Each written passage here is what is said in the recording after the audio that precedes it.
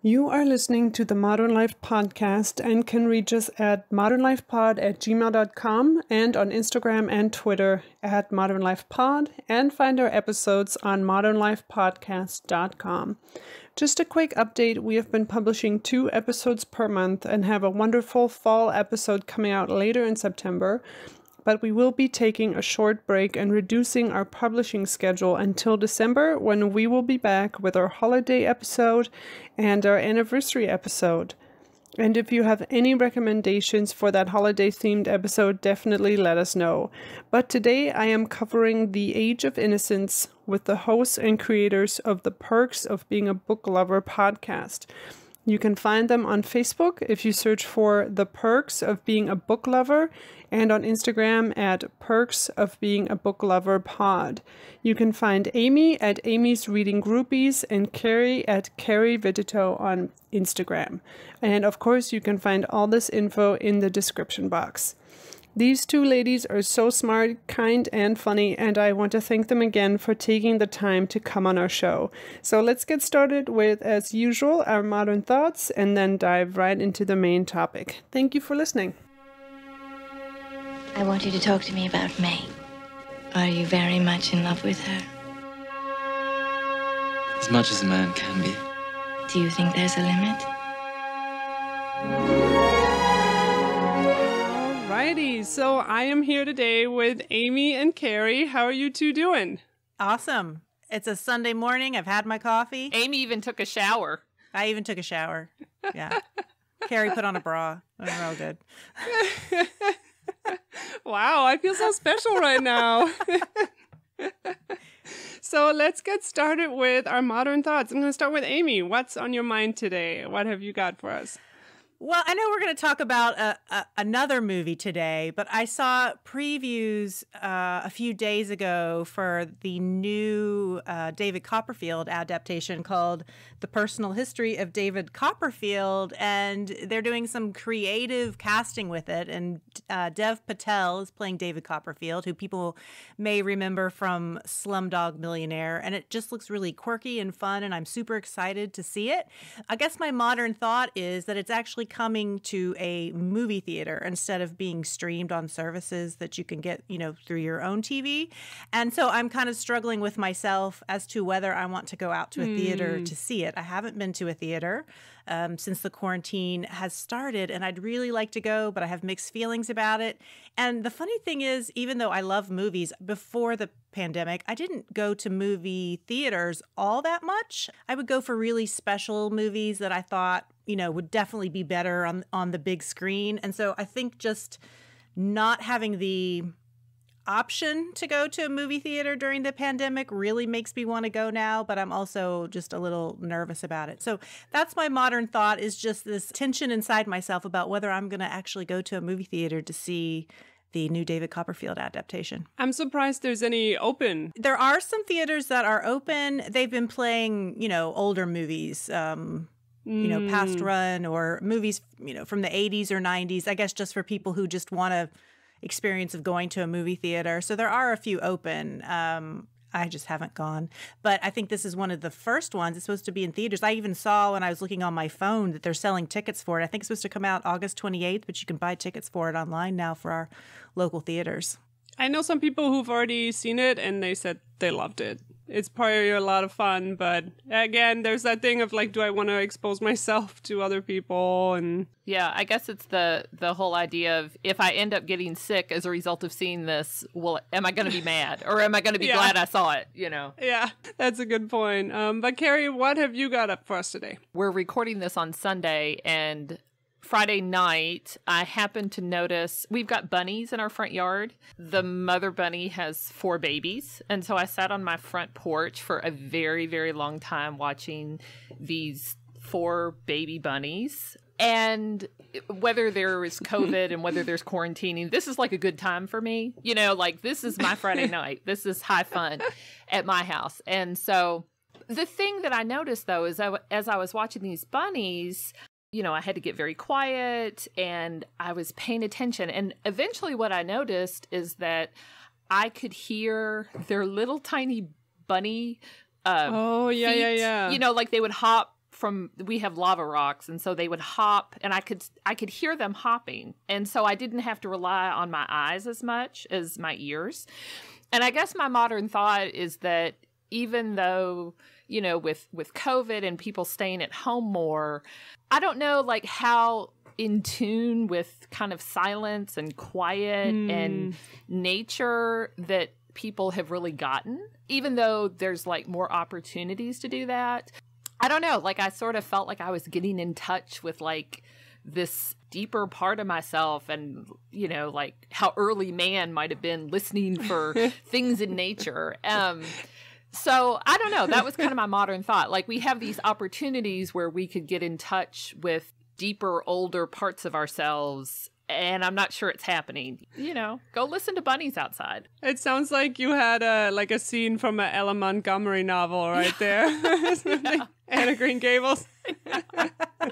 Yeah, a little bit. So like I said, I mean, I would have enjoyed that, you know, before COVID, but it just seemed especially poignant during COVID.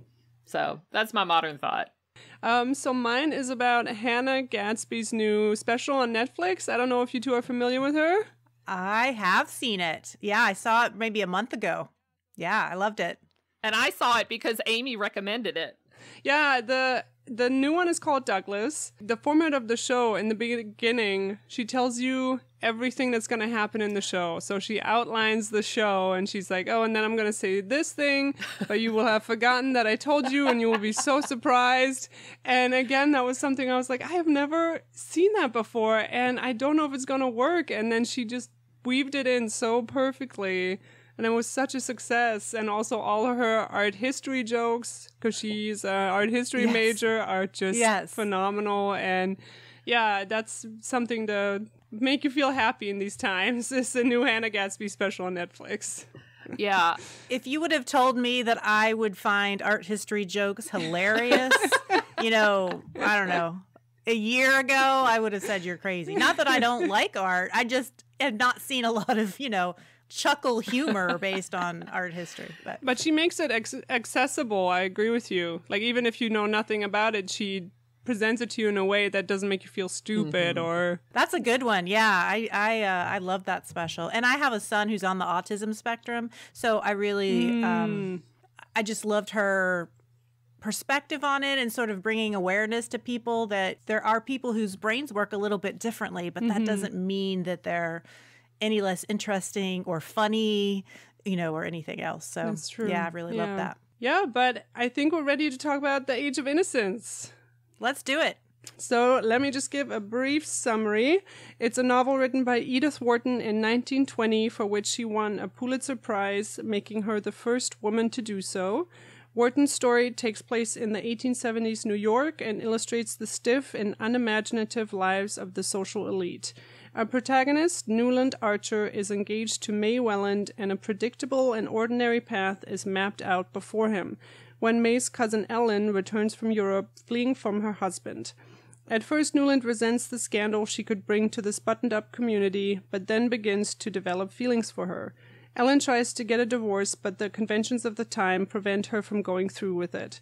Though Ellen and Newland acknowledge feelings for one another, he marries May as is expected of him. They keep running into each other over the next few months until Ellen returns to Europe for good because she doesn't want to interfere in May's and Newland's marriage. 26 years later, with his kids grown and his wife dead, Newland gets one last chance to meet Ellen, yet he chooses to walk away, feeling that she's more real to him in his memory. The book was made into a film by Martin Scorcese, which came out in 1993. Though nominated for multiple awards, it was actually a box office failure. And I'm curious, what made you two choose this one? I don't know. Did we really have a thought process with this, Amy? Well, this was one that I had always wanted to read, and our book club had read a historical fiction novel this past year that was set in the 1920s and 30s. And one of the characters, when she visited New York, was reading what the new book out was, which was The Age of Innocence.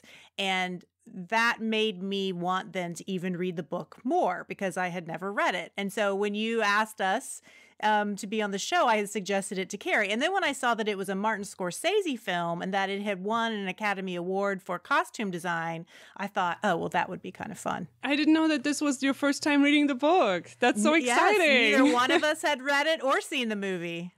So you're getting totally fresh thoughts here on this book. I try to read Pulitzer Prize winning books. You know, I mean, I've definitely not even scratched the surface of them, but we just felt like that it would be a little more interesting and a little bit of brain work, intellectual brain work, for us to delve into something that neither of us had read. So this is the only thing I had read by Wharton. I read it about a year and a half ago, and I had the experience with this book the same I had with Mary Shelley's Frankenstein, where it's like every word is chosen perfectly. And like, it's just such a privilege to be able to read it. I mean, I don't know if you two enjoyed it, but this is one of those books where I'm like, oh, it's a perfect book. Like, there's nothing I would change about it. I feel like, so I teach a lot of classic literature, and what I find is that, like, after reading it and seeing the movie, I feel like I need to go back, because I feel like even though there were things that I got, there's so many, you know, like, layers to it. And so I feel like there's just a lot that I didn't pick up. So I would really benefit from reading it a second or a third time. Yeah, I really enjoyed it, and I love history and historical fiction and things like that. And so the whole time period, the Gilded Age of New York, really interested me. I got a little, I went down a few rabbit holes, though, because she refers to so many different things that would have been common at the time, but the different kinds of carriages. And I was like Googling, what are the differences between all these different kinds of carriages? And finally, I had to just kind of like let some of that go, or I was never going to get through the book. But I really enjoyed it. At one point, Amy texted me and said, I don't know if I'm going to be able to do this. I'm getting hung up on carriages. Yeah, I think the first time through, I kind of fell in that romantic trap that the book tries to present to you, like it's a romance. And now rereading it, or rereading just parts of it, I'm like, does Ellen even care for him that much? Like, I almost want like her part of the story, because I feel like it's completely separate from what Newland is presenting to us. And that's something Wharton does consciously. You know, Newland comes off to me as like this douchey mansplainer. And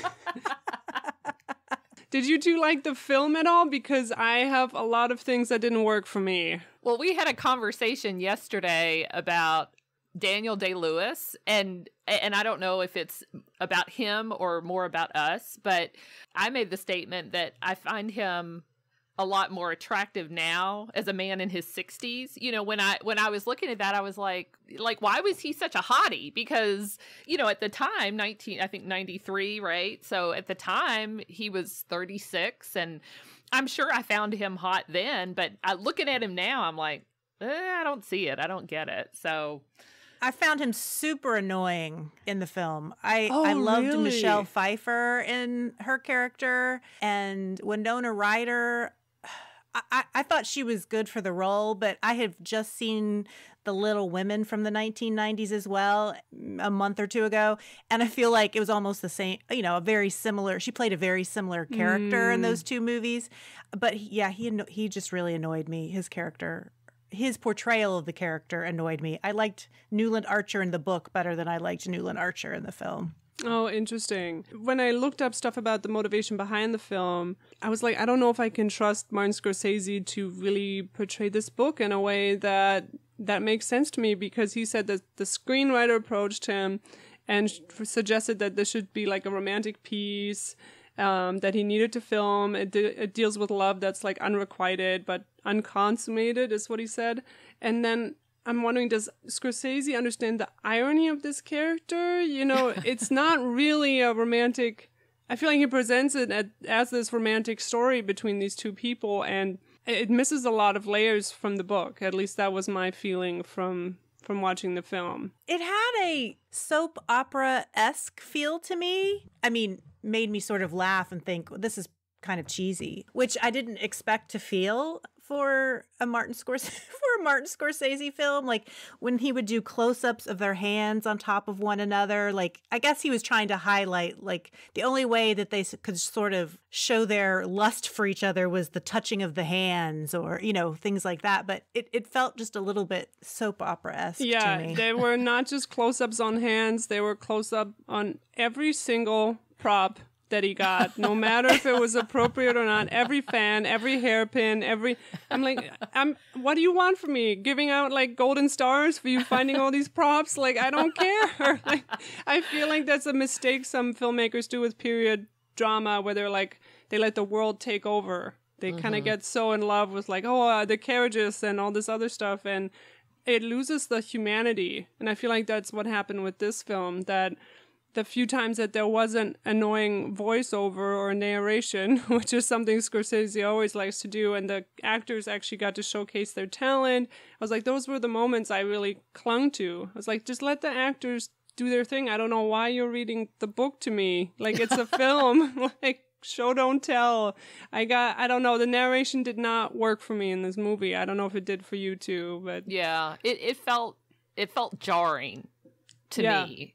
I was reading a couple things after watching the movie. I mean, there's a narrator, you know, it's from, you're seeing Newland's perspective, but it's still like a narrator who's not Newland. But I didn't feel like it was jarring in the book, but it felt like almost like how a fairy tale might be, but not endearing. Yeah. in the way a fairy tale might be. That's a good comparison. Mm-hmm.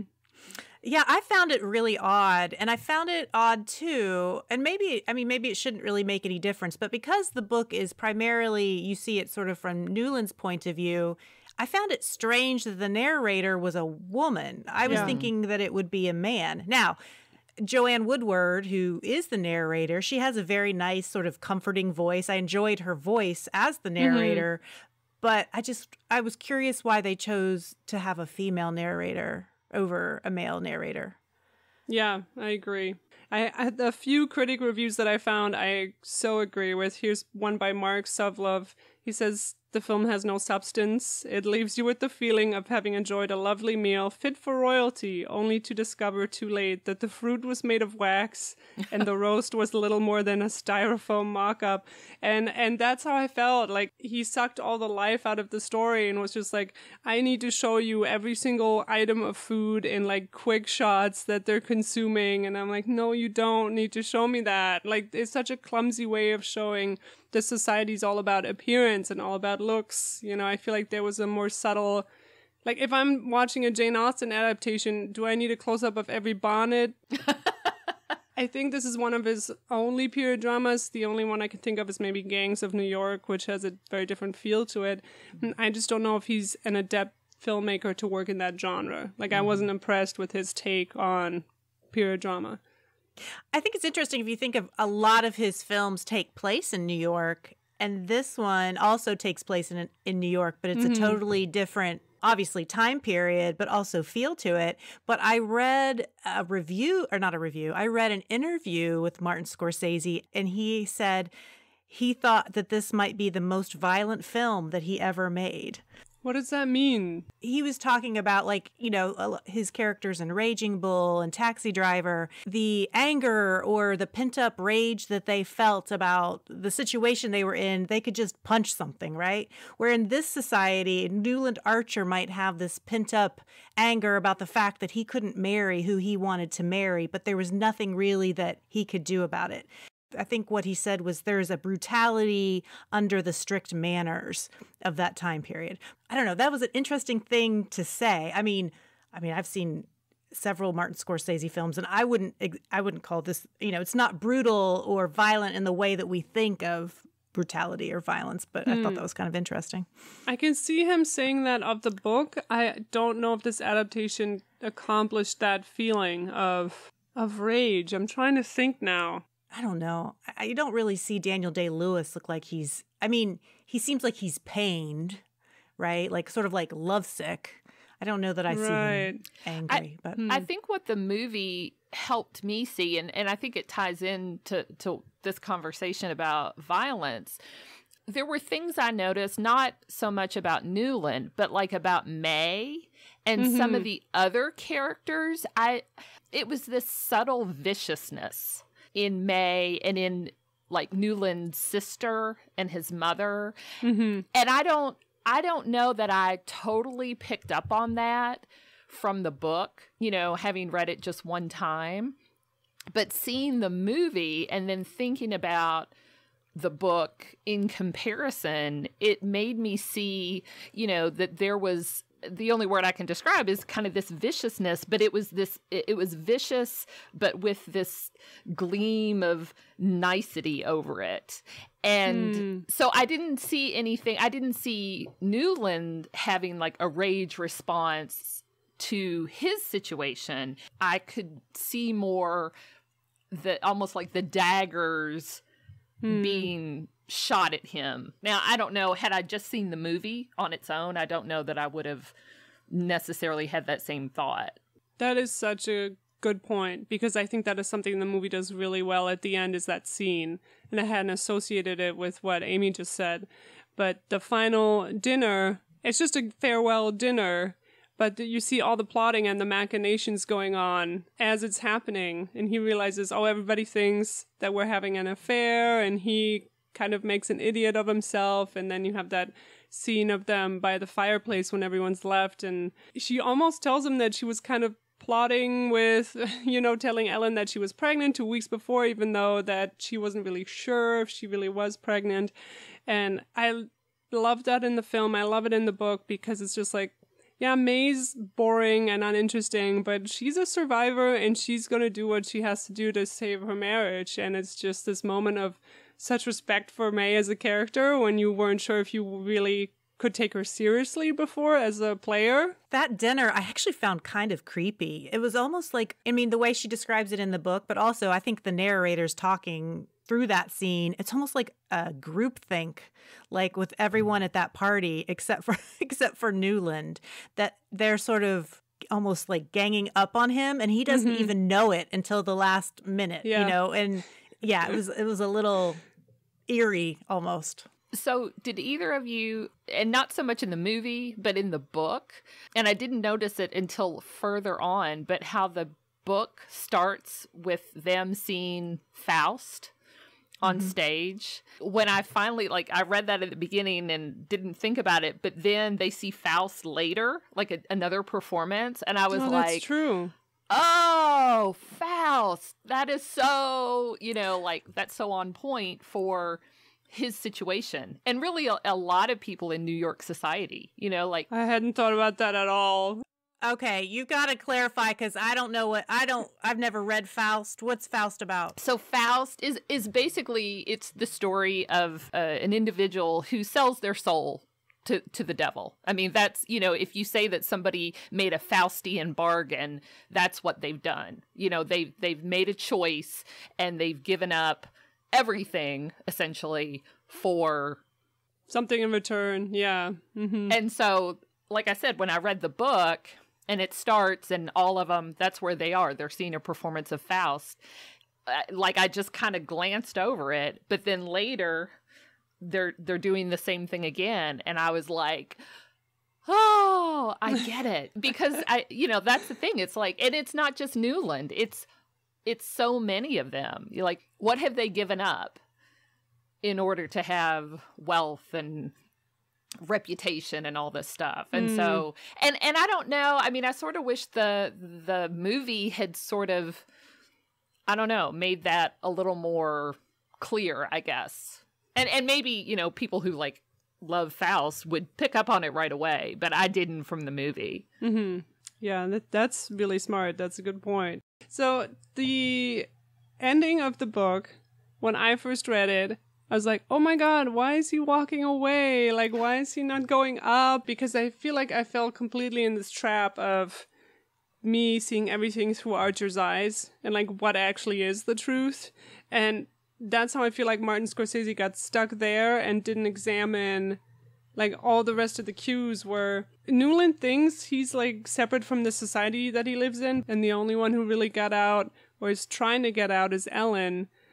And he keeps making suggestions like, let's just get away, like, and she's like, oh, do you want me to be your mistress? And he's like, oh, you don't have to say it so crassly. And she's like, well, that's what you're suggesting here. And he's like, this is my favorite line from the book. He says, oh, I'm beyond all that. And she goes, you've never been beyond, but I have, and I know what it looks like there. Mm-hmm. And like, she's so firmly rooted in reality, and he is just stuck in this idea of what he wants the world to be and his fantasy. Like when he has her right in front of her, but he makes all these conditions of like, oh, I'm only going to talk to her if she turns around. Or like when he says, oh, it's like you happen to me all over again every time. It sounds romantic, but what he's saying is like, oh, I don't recognize you every time I see you. I think it's because he has a fantasy version in his mind that doesn't correspond with who Ellen actually is. And they have that scene in the movie, too, of the parasol, where he thinks this, like, frilly pink parasol is her parasol, and he starts, like, you know, picking it up and holding it close to him. And it's just one of those symbols for me of, like, she would not have that parasol, and he doesn't even realize it. Like, he doesn't know her at all, really. Well, it's funny you should say that, because I watched the movie a couple days ago with a friend of mine who had not read the book, and early on in the movie, she's like, what is the connection? Why are they even like in love with each other? Because I don't think that they really, especially in the movie, like build that up at all. It's almost like an insta love situation. And I guess I would say I think it's because Ellen is not like the other women in society there. She has interests and art. She says what she thinks. She doesn't necessarily abide by all the rules. And there's a little piece of him that's a little bit like that too, even though he does obey most of the rules.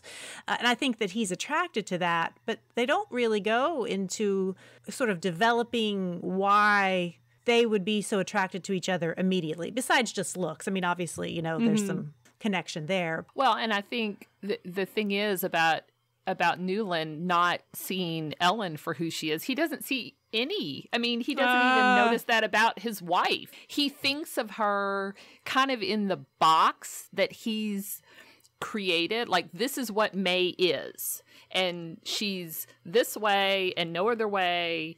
And so because he's sort of done that with people in society and in his life, he, you know, that's why he's so shocked when it's like, oh, whoa, May, you know, May's lying and conniving and this kind of stuff. I mean, so it's really kind of on par with what he does in general, and why he doesn't see himself as a pawn in some of the things that happens in the story. Like, he thinks he's in control, but he's not. You know, and so I just feel like he's very distracted by the illusions of things. Illusion, yeah. Because even when he has opportunities to take control, he doesn't take them. Mm-hmm. Did you notice there was a scene, it was a dinner party. I'm trying to remember what dinner party it was. And Ellen comes in, and she is in like this crimson dress, and everybody else is wearing black. And then when May comes in, she's wearing like this virginal white gauzy dress. And I thought there was... And it's her wedding dress. Yes, because I thought that was interesting that they were supposed to wear them several times. But I think this was actually before they got married, wasn't it? I'm thinking that the dinner party's before they got married. Maybe I'm wrong. No, you're right. Later on, she wears that wedding dress with the blue bows on it. And in the beginning, they just wrap her in diaphanous twill.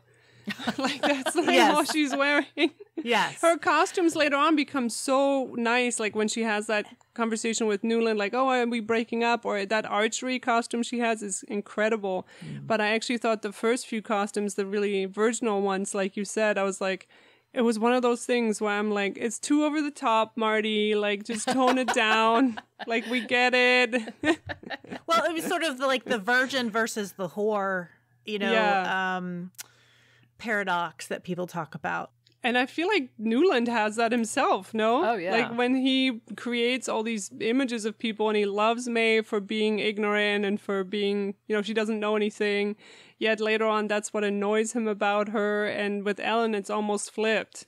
And then what's funny is then at the end, May's the one who's sort of tricked him. And Ellen's really the one that's, I mean, not necessarily virginal, but like is more... She's truth. Or she's honest. Because there's a part later on that I'd forgotten about, and I was rereading passages, and I think this is right before they meet in the gallery or the museum, and they have that kind of private conference between the two, and she suggests, oh, should I just come to you one night? And then that's it.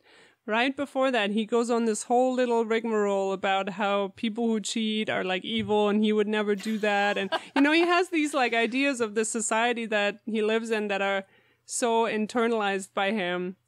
And he just seems like one of those bros who can't realize that like his behavior is exactly what he hates, you know? And he always makes excuses for himself like, oh, it's different for us. And like, I don't know, he's just a little slimy at times. I think it's easy for him to not see that behavior in himself because he's not self-aware in that way. There was a detail in the beginning where it just says New York City and then it says 1870s. This is the text that pops up, and there's an apostrophe in 1870s, which is incorrect. And it was one of those little details where it's like, we're not starting off on a strong foot here. Like, we already have a typo. And then I was reading reviews and somebody else actually brought it up. And I was like, okay, I'm not just being like annoying. But it was Jonathan Rosenbaum. And he said that superfluous apostrophe doesn't exactly inspire confidence that Scorsese's the ideal interpreter of Edith Wharton. And then what I also love is him saying it's one thing for her in the midst of a 362-page novel to describe a dinner, but it's quite another in a 133-minute movie to highlight each of these items that they eat in a separate, decorously lit and framed shot. And ended his review with saying it's a very noble failure, and I think that sums up my feelings on this movie. It's like he tried so hard and some things just didn't quite work out for me. Yeah, and the food didn't even look appealing. No, it didn't. It looked very strange. I did like the little detail of there's a montage of servants preparing food, which went on for way too long.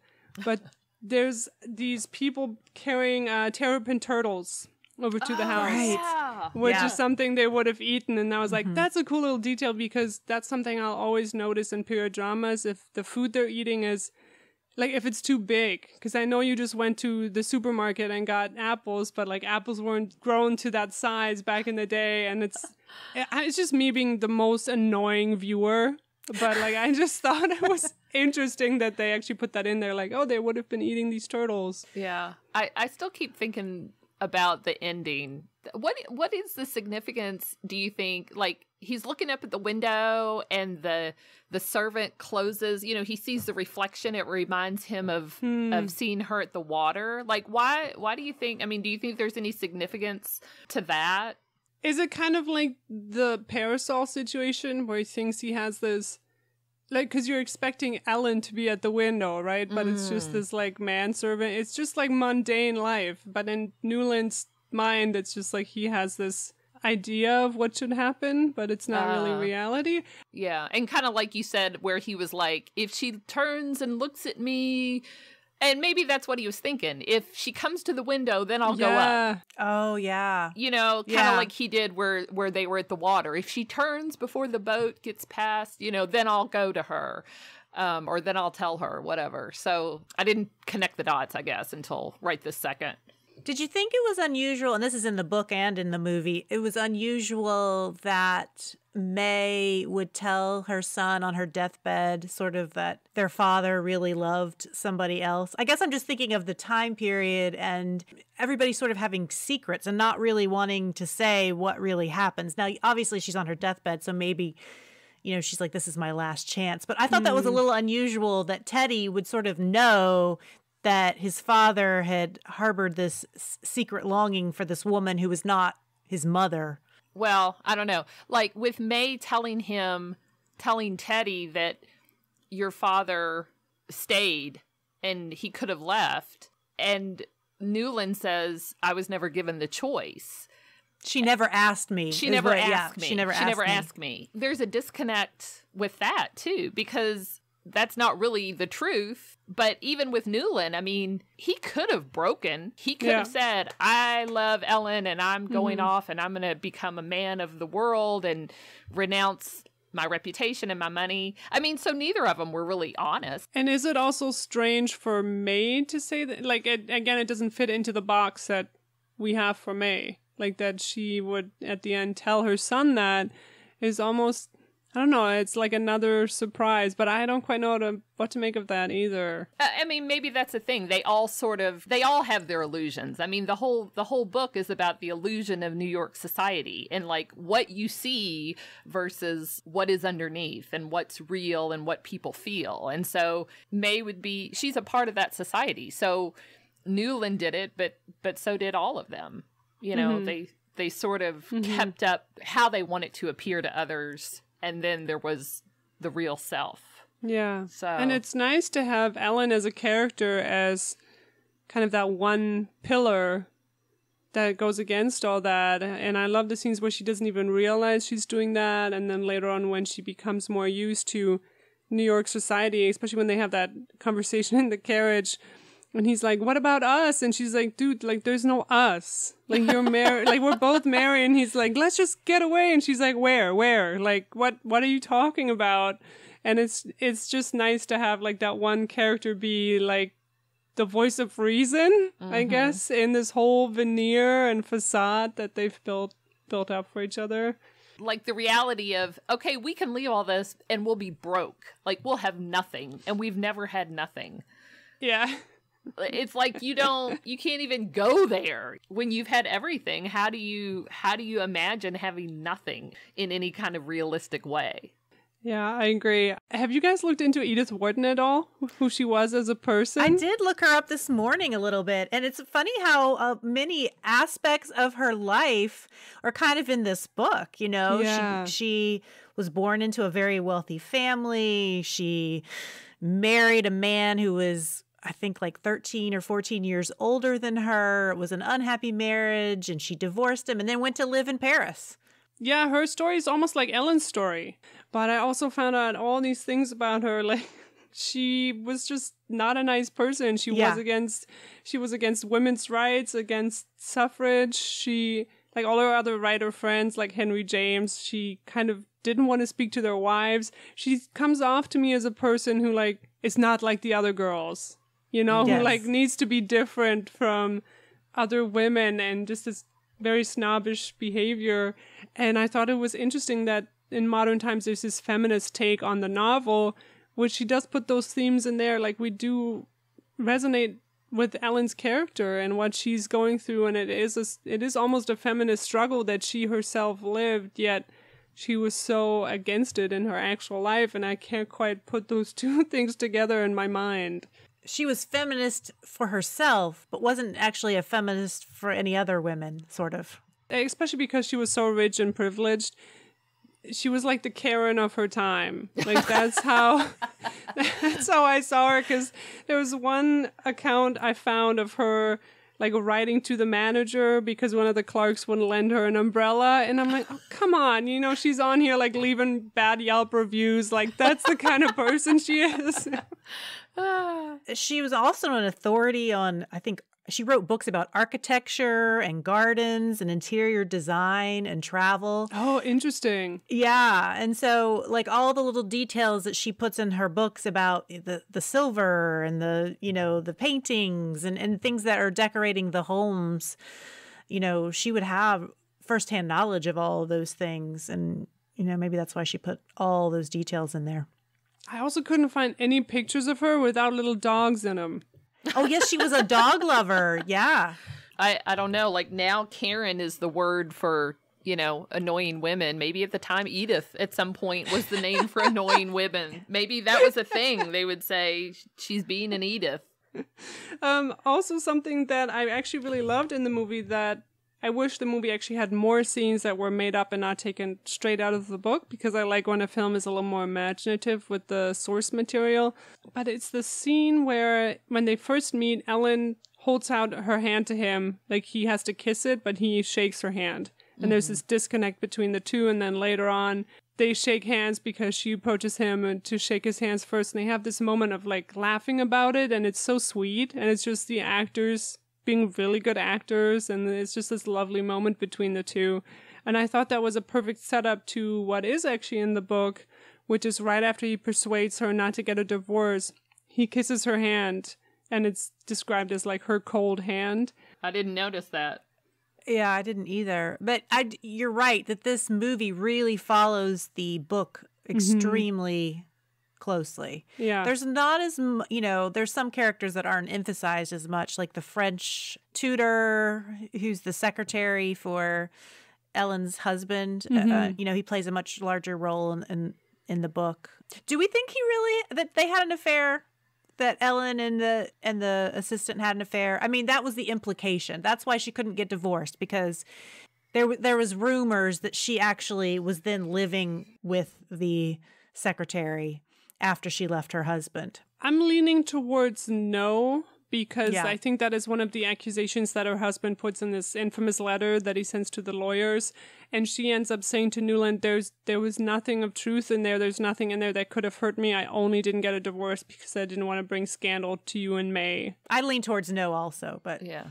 But I think the thing is, it doesn't actually matter. And I think that was, right. It's like for a woman, or well, really anybody probably in that society, it doesn't really matter whether you did it or whether you didn't do it. Again, it's that illusion of what you might have done. The same way that everybody thinks that Newland and Ellen, right, they think they consummated their relationship. They never did anything of the sort, but it's what people believe they did. I don't know, like in a way, I wonder why they didn't actually act on things they wanted to do, because it didn't matter whether they did it. It didn't matter, yeah. I think in Newland, I don't know, like, is that because of, virtue, or is that because of fear? Well, they were ready to act on it had May not told Ellen that she was pregnant. Don't you think? I mean, he gave her his key, and I mean, they were going to have this one magnificent night together before she went away. I wonder, though, if May hadn't interfered, like, would it have happened? I have doubts. Because Newland never takes any action. Yeah. And, like, I think he's a person who is somewhat frustrated by that very rigid society, and had a lot of dreams of sort of doing whatever he wanted, but yet he really couldn't. That society, everybody is kind of like everybody else, and he really just couldn't leave it. But, he had this little spark that wanted to go off and do his own thing, just the way Ellen was able to do. Yeah, maybe you're right. Maybe he wouldn't have ever done it. Something to think about. Yeah. So this movie won for costumes, which I think is deserved, but it was also nominated for Best Adapted Screenplay and Score. The screenplay, again, it sticks too closely to the book for me. I don't find it revolutionary in any way. The score, they had one song that they used over and over, and I got very tired of it, except for one instance where they just threw Enya in there, and I was like... I noticed that, and I thought, is that an Enya song? I haven't heard Enya in years. Yeah, very, very strange. I also thought that the cuts were sometimes jarring, disjointed. Like everything was a sweeping shot when she's like, "Oh, it's all coming back to me," and she does this hand movement with her fan, and then the camera follows the fan going over the audience, and I'm like, just very strange to look at or to be a spectator in this. And like when he kisses her shoe, we don't see him approaching her or bending down or. It was strange. Yeah. It was strange. I was taken aback by that one. I'm like, what is he doing? Yeah. I'm glad I'm not the only one. No. I don't know. Like it seems like when a book is adapted into a movie, maybe this is just my perception, but it seems like there's this huge swath of people that just get very irate if the movie doesn't gel with the book. I mean, they expect almost the movie to be an absolute retelling of the book. And I don't know, like I wonder if filmmakers feel a certain amount of pressure to, like they don't have as much creative license in some things, because it seems like there's a lot of people, that just, they lose their minds if a book or if a movie tries to veer in any way. I think that might be the case with certain like Harry Potter's or books where there's huge numbers of fans. I don't think The Age of Innocence is one of those books. But yeah, Carrie, I do call those people the Tom Bombadils of fans because they're the people who watch The Lord of the Rings and are like, this is bad because not every single character from Tolkien's like manifesto is in this movie. And I'm like, there's no time. Like, that's not how films are made. I sort of like it when, I don't know, like, it gives me more to think about if a movie does some things that are a little bit different, because it makes me think differently about the book. And I don't think that that's necessarily a bad thing. So I don't fall into that camp of people who are like, it must be identical. I agree. But did you two have anything else about this book or the film? Anything else you wanted to say? I don't think so. I really enjoyed the book. I didn't love the movie, but I enjoyed watching the movie and thinking about all these things so that we could discuss them. Yeah, I think it's good. I wouldn't say to somebody, oh, go watch the Age of Innocence movie. But, but at the same time, if somebody was thinking about reading the book, then I would probably tell them, maybe do one first and then the other. And I don't really have a preference which way they would do it. But I do think, even if it's not like the best movie ever, I do think having the visual, I don't know, makes your thinking on it and the things that you can get, intellectually or emotionally, I think they kind of feed each other. So even if the movie isn't fantastic, I think there are things that you can get from it that enhance your understanding of why it won the Pulitzer. So that's my 2 cents. The person that I watched it with had not read the book, and I had to stop several times in the movie and sort of explain some back history to her that was in the book. And I do wonder if you haven't read the book and it follows it so faithfully in so many ways, but that maybe you wouldn't completely understand why things are happening in the movie unless you had read the book. Yeah, that is a good point. But thank you so much for talking about The Age of Innocence with me, and tell people where they can find you and tell them about your podcast. Well, you can find us on Instagram at Perks of Being a Book Lover Pod. And we're on all the major podcast platforms. We drop our episodes on Wednesdays, and we're on Facebook at Perks of Being a Book Lover. I think that's it.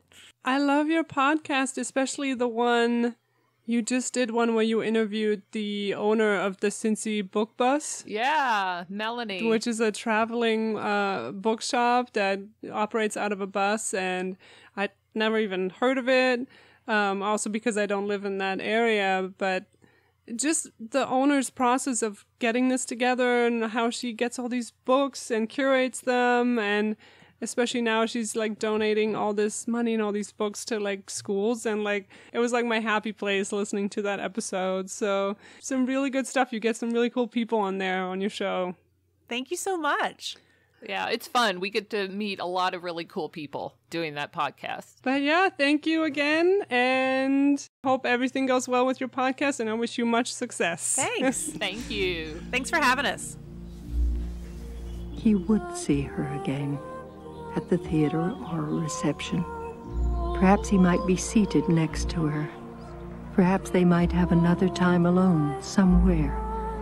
But he could not live without seeing her.